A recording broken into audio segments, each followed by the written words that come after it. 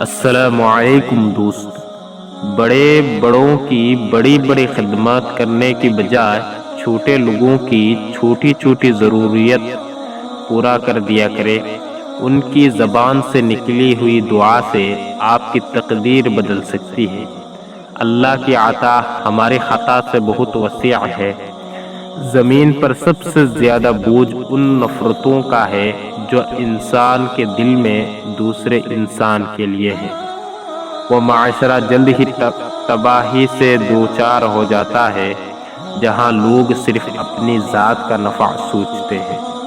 امید کم رکھو، مایوسی کم ملے گی، کیونکہ دکھ انسان نہیں دیتا، انسان سے وابستہ امیدیں دیتی ہے۔